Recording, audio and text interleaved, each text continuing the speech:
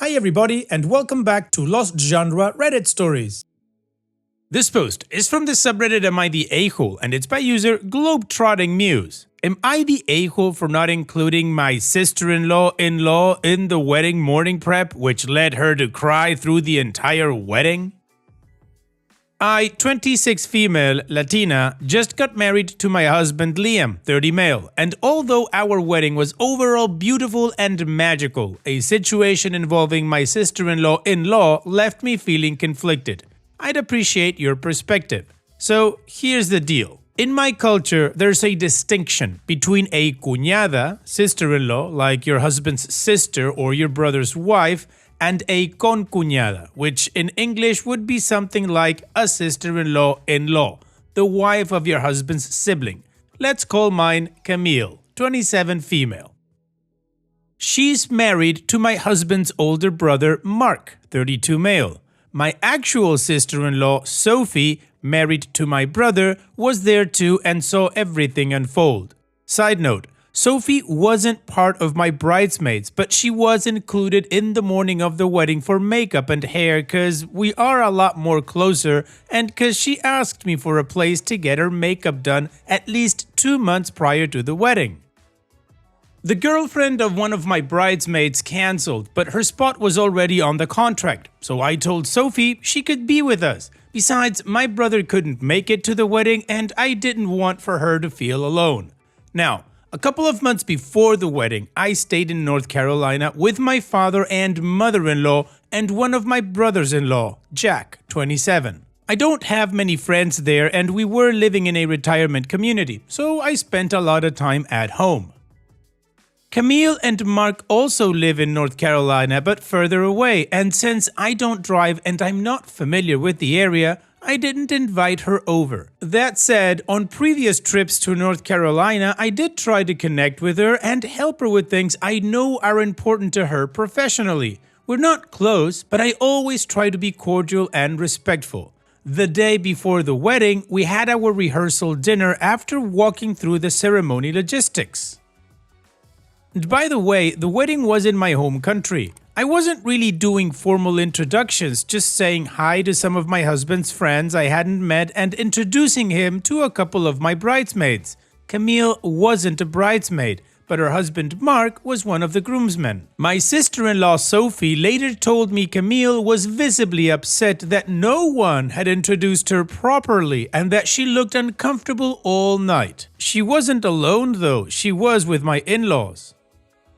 Later, Camille and Mark showed up late to the rehearsal dinner. It was raining, so that was understandable. What caught me a little off guard was that Camille arrived in athletic wear and a very bright rain jacket. The event had a formal vibe, even if not fully black tie yet, but I figured maybe her clothes got wet or she was just caught off guard. No big deal. Now to the big issue, the glam squad situation.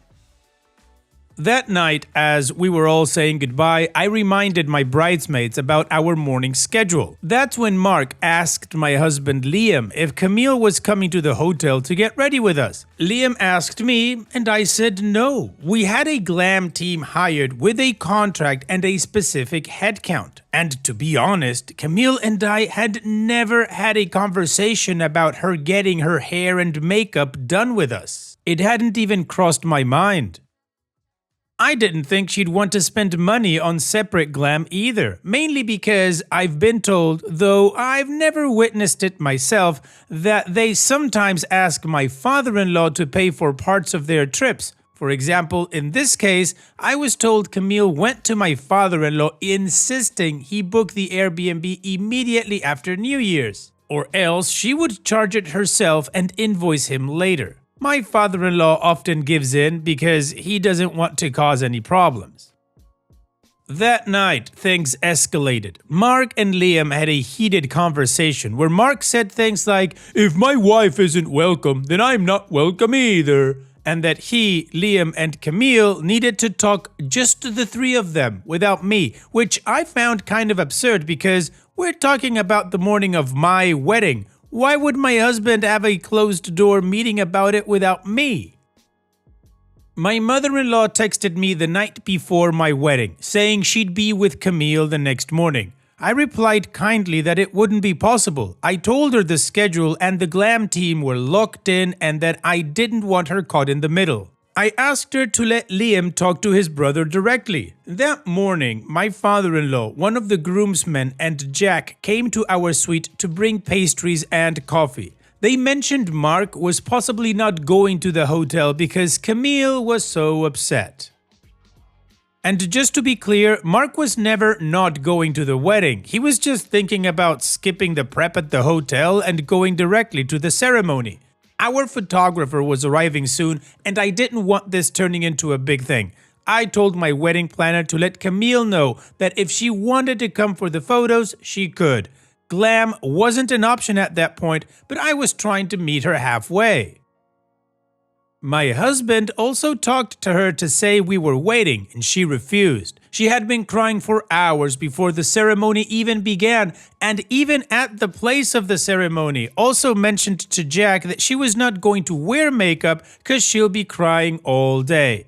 And when the ceremony started, she was visibly furious. She looks absolutely miserable in every single photo. And for the reception, our wedding was black tie mandatory and Camille wore a turquoise North Face rain jacket over her outfit. It clashed with the entire aesthetic and stands out in all the photos.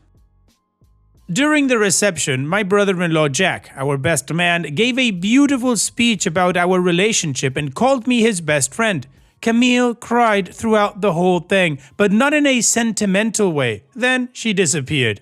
We had arranged a special dish for her because she has some food restrictions, and I was worried someone else would accidentally be served her plate.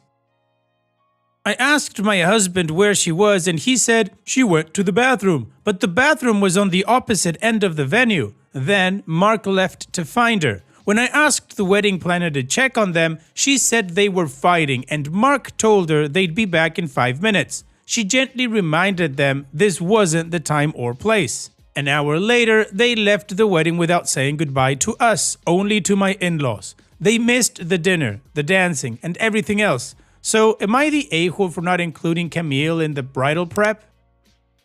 No, OP, you're of course not the a-hole, and this wasn't about makeup, it was about entitlement and someone trying to hijack your moment. You had a contracted glam team, a confirmed headcount, and no indication Camille expected to be included. She never asked you directly, and you didn't exclude her. You simply didn't extend an invitation that no one discussed. Her overreaction, crying, storming off, dragging your husband into drama was not your fault.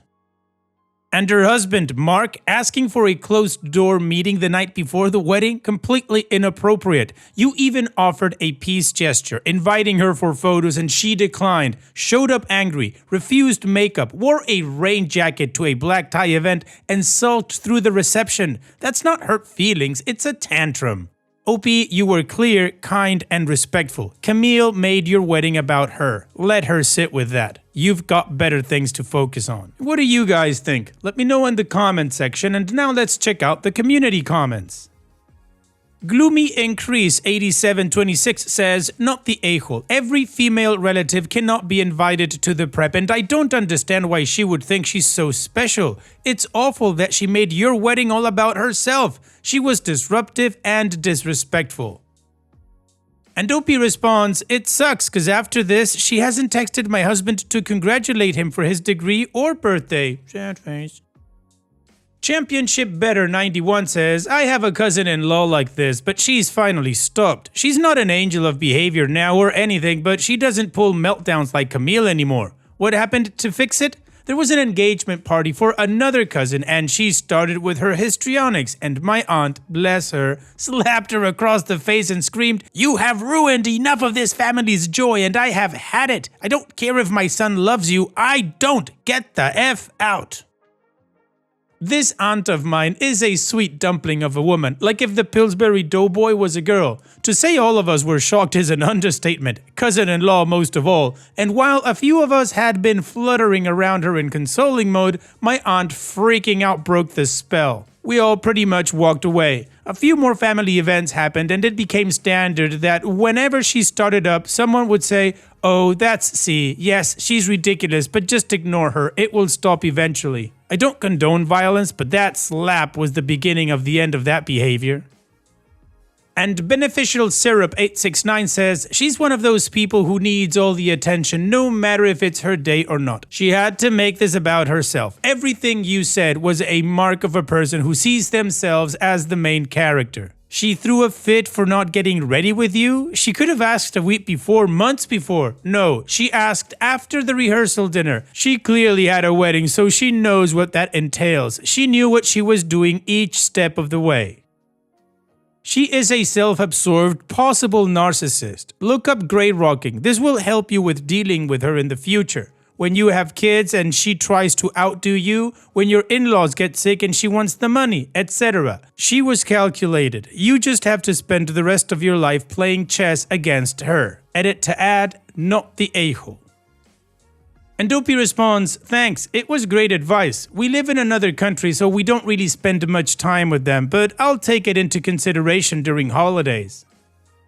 The community agrees that OP is not the a-hole and that Camille absolutely sucks, and it sounds like she knew what she was doing the whole time. So now, let's move on to the update to see how this story ends.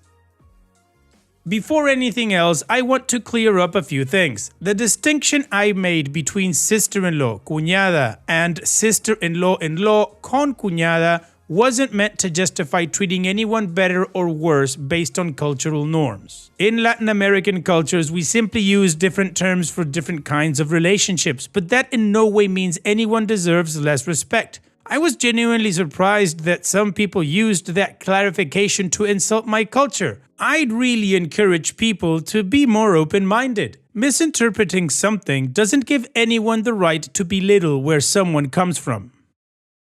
That clarification came up because during a conversation between my husband and his brother, I was called a bad sister, as if I were the sister of Camille, when in fact, I'm not even her sister-in-law, I'm her concuñada, which loosely translates to sister-in-law-in-law, meaning I'm married to her husband's brother. Now, the update. My husband and I read all of your comments together, and honestly, it was incredibly comforting to realize that we didn't do anything wrong.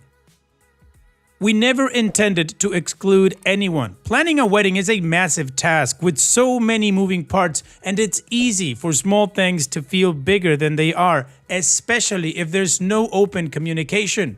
Looking back, we really feel like a lot of this could have been avoided if Camille's husband had just spoken up earlier. He knows her best, how she reacts, what makes her feel left out. He knew well in advance that he would be getting ready and taking photos in the suite with the rest of the groomsmen. Camille was, of course, invited to be there too, but if that wasn't comfortable for her, we could have easily included her in the hair and makeup schedule had he talked to us sooner. That conversation could have happened months before the wedding. Later, my husband and I talked about how in the end, it probably wouldn't have mattered. We realized she might have found something else to feel hurt or upset about. Not having matching pajamas with the bridesmaids, not being in every single photo, having to pay for her own hair and makeup, and even that we were mostly speaking Spanish in the bridal suite. We came to this conclusion after learning about other situations in the past. For example, on my youngest brother-in-law's birthday, she got upset that he chose a restaurant with no safe food options for her due to her allergies, and insisted he change the location. I completely understand that severe food allergies are serious. I have one myself, though not as intense. But it was his birthday, a once-a-year event, and it would have been okay to eat before, after, or even bring her own food. There are many ways to adapt without making others feel bad on their special day. There were also stories of past family trips where plans had to revolve around Camille's suggestions, because if not, it led to tears, tension, and frustration. I want to emphasize something here. I do admire that her husband always defends her. I think that's the right thing to do. You back up your partner publicly, always. Private conversations come later, but being united is important. Another situation Camille and Mark reminded my husband is how they went out of their way to accommodate my husband's ex at their wedding, while Camille wasn't included in ours. But that simply wasn't true. His ex was invited because she made the wedding cake. And by that time, they weren't even together anymore. My husband traveled from very far to be at that wedding and never once asked for special treatment for his plus one. I also saw people say that Camille had no one to be with on the morning of the wedding, but actually we had other family members there who would have been more than happy to spend that time with her. Warm, lovely people who welcomed everyone with open arms, but apparently, according to her husband, they weren't close enough family. She's also not particularly close to my in-laws, or to my other brother-in-law, or my husband, and frankly, she's not close to me either. So at that point, I honestly don't know who she does feel close to in the family. And that's where my husband and I realized this whole situation was just messy. But it's okay, we can't control how others act, only how we respond. And next time, we'll be clearer about boundaries and expectations from the very beginning. We did everything with good intentions, and I believe with my whole heart that if someone truly wants to be a part of your joy, they will find a way. And if they're looking for a reason to be hurt or upset, they'll find that too, no matter how much you try. OP, you are absolutely right in your conclusion and in your approach. You did everything you could, she just wanted to make it about her. So just let her be Mark's problem, not yours. And here's wishing you the best, OP. Thanks for sharing and take care. And now let's finish this video with a mood booster post. This post is from the subreddit Malicious Compliance and it's by user Additional Trick 226. You want to review every client interaction? Perfect, your inbox is about to blow up. I've been working at this small marketing agency for just over a year now. It's my first real job after college and I've been thrilled to have actual clients and responsibility. Well, I was thrilled until we got a new account manager. Debbie, not a real name, obviously. Debbie came from one of those corporate mega agencies where apparently they micromanage the living daylights out of everyone. From day one, she had concerns about my communication style with clients. Mind you, I'd been praised by these same clients for being responsive and helpful. Last month, after I sent what I thought was a perfectly normal email to our biggest client about a small scheduling change, Debbie called an emergency meeting. From now on, I need to approve all client communications before they go out, she announced with that fake smile managers use when they're being unreasonable but pretending they're helping you. Everything, emails, phone call notes, text messages, meeting agendas, send them to me first for review. When I pointed out that this would slow down our response times, she just waved her hand dismissively. It's all about quality control, better to be right than fast. Fine, you want all communications? You got it. I started that very afternoon, every single thing. If a client asked what time a call was scheduled, I drafted an email response and sent it to Debbie, awaiting your approval on this time confirmation. If a client texted asking for a quick file, I'd screenshot it and email Debbie, please approve my response to this text message. I even created a special folder in my drafts called Awaiting Debbie's Approval and set up an automated counter. By the end of day 1, I had sent her 17 approval requests. By the end of week 1, it was over 100. The best part? I stopped answering my phone when clients called. Instead, I'd let it go to voicemail, then email Debbie. Client X called about Y. My proposed response is attached. Please approve. After about 2 weeks, Debbie was drowning. She'd fallen behind on approving my communications, which meant clients weren't getting responses. They started escalating to her directly, which doubled her workload. The breaking point came when our biggest client emailed both of us complaining about delays. I responded to the client with, I've forwarded your concerns to Debbie for approval of my response. Once approved, I'll get back to you promptly. The next morning, Debbie stopped by my desk looking exhausted. I think we need to adjust our approval process, she said, trying to maintain her corporate dignity. Moving forward, just use your judgment for routine communications. Only send me things that involve project scope, timeline changes, or budget discussions. Are you sure? I asked innocently. I have about 30 draft responses waiting for your review right now. She visibly cringed. That won't be necessary anymore. I've been happily sending emails without approval for 2 weeks now. Debbie barely makes eye contact in the hallway, and honestly, that's fine by me.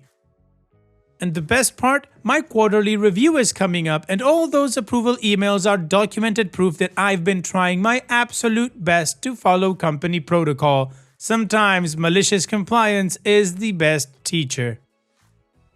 Good for you, OP. I think Debbie, or hopefully Debbie, has learned an important lesson. Micromanaging just makes you a boss, and a very bad boss, not a leader. Thanks for sharing, OP. And that's it for today's video. Thank you so much for taking the time to watch it. Now, if you've gotten to this point in the video, I assume that you like these stories that I'm reading out. So here are a couple more that you might enjoy. And if you don't have any time to watch another story right now, save it for later. And also, don't forget to hit that subscribe button.